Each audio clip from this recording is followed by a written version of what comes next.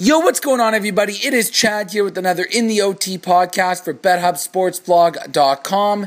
Big news out of the NHL. The Philadelphia Flyers have come to an agreement with restricted free agent Shea on a 14-year, $110 million offer sheet. The Predators now have a full week to determine if they are going to match this offer. If not, they will see their superstar defenseman leave and receive 5 first-round picks over the next 5 years.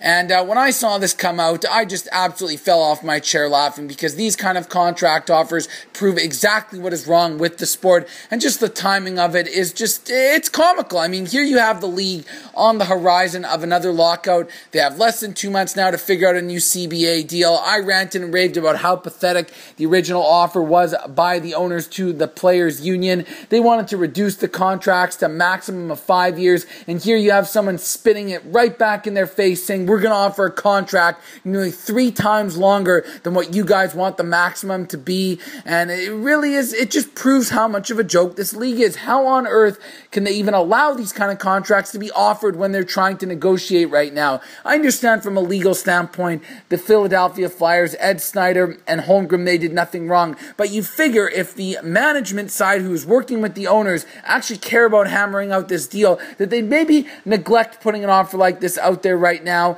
because it goes against everything that the ownership is trying to fight for right now. But no, they're greedy. They only care about their franchise, and they're willing to set out for a short period of time and miss another year because they know it's going to help their franchise in the long run, but it may hinder other franchises in the overall betterment of the league, which is what pisses me off here. I mean, you look at the way they've structured this contract here, it's to definitely try to screw over the Nashville Predators. And the reason why I say that is because the first 4 years of the deal, Shea will be making $14 million a year, in which $13 million of that contract is going to be paid in bonuses. How on earth does the CBA up till now even allow for a structure of a contract to be played out like this? How can someone receive over 90% of their contract in bonuses alone for the first 4 years? And that's why there's such a problem in this league, because the owners know how fucked they are, and they're trying to amend everything here in this CBA that they're trying to hash out right now by maximizing 5-year deals. There's just some very basic principles that I've never understood in the first place, how there can be such variance allowed within the terms of a contract. How can someone be making $13-14 million a year for the first 4 years, and then all of a sudden in the last 3 years only making $1 million per year? We know the reason why these contracts are offered is because of the salary cap and managers trying to get a lower overall average cap hit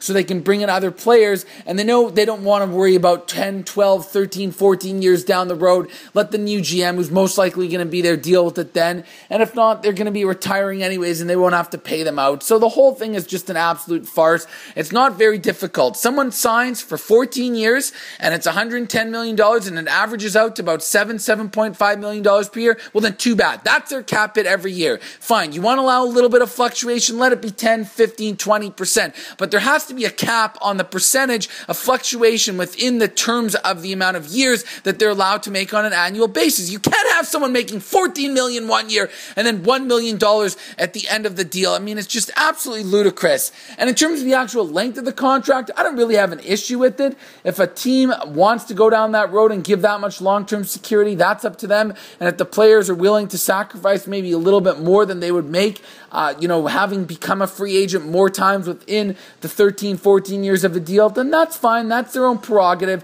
But there needs to be more of a fine line with the details to eliminate such variance in these deals. And the reason why they put so much bonus money up front is because they knew a more tightly budgeted team like the Nashville Predators would have a much more difficult time going out there and matching this. They understand that after seeing Ryan Suter leave to his 13-year, $100 million contract, that it's going to really put Nashville up against the wall here and force them to have to do something they probably don't want to have to do, making it more likely for him to stay with Philadelphia. And you know that Weber would obviously prefer to go there. Otherwise, he wouldn't have signed this deal in the first place. So what's that saying right then and there? It's comical. And what's even more absurd about this is all the fact that a couple years ago, the NHL called this out, the circumventing of the cap. They forced the New Jersey Devils and Ilya Kovalchuk to restructure their deal, which was pretty much similar to what we've seen here with the recent 10, 12, 11, 13, 14-year contracts with Suter and Parise this offseason, Richards and Carter a couple years ago, Luongo.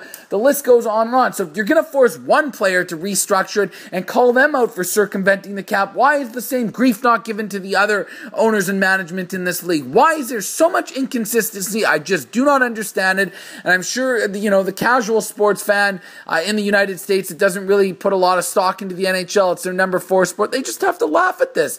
People in Canada, they'll shrug it off like it's nothing. Even the diehard hockey fans in the States won't think it's that big of a deal because everyone's an apologist to the sport. They never want to admit the flaws that are within it. But you just don't see this in other sports. This is just complete mismanagement from Gary Bettman and the previous CBA, and the general managers are outwitting them, and they're acting like sharks, understanding this legal system here with the salary cap, trying to do what's best for their teams, and it's just an absolute mess. I mean, the one thing I've never understood is, considering the fact that these CBAs always end after the off-season free agency period, would it not make more sense to have the CBAs end when the season ends instead of allowing an entire off-season to go forward with all the trades, the drafts, and the free agency period? Because everything that you're working for in terms of making change in the league has to wait an entire year. So wouldn't it make sense to have it all put in place and then allow the free agency period to happen after? Because then you would eliminate these 14-year deals if that's what they want. Then you'd get rid of Minnesota and their 2 13-year contracts to Suter and Parise. Instead, they allow all this to happen, and now all these GMs and owners know that it's going to be coming to an end, so they all rush, they all come in and put in these big contracts to try to maximize everything before, and it just makes the whole system completely out of whack. NHL, you guys are an absolute comedy joke right now.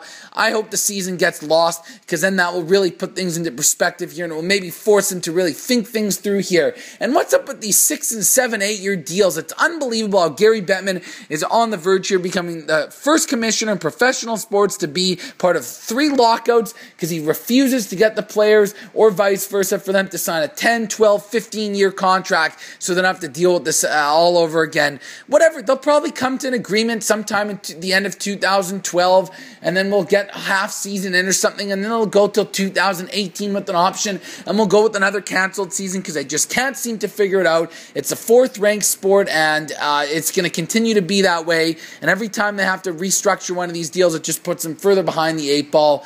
Chad here with another In the OT podcast, betupsportsblog.com. Breaking down this absolute mockery of a contract and exploiting a system. A restricted free agent, at least if you're going to go out there and offer a 14-year deal, let it be for someone that's a UFA, so they're doing it on their own terms. And personally, I still think at the end of all this, Nashville will end up taking him, because they know they can't afford to see him walk.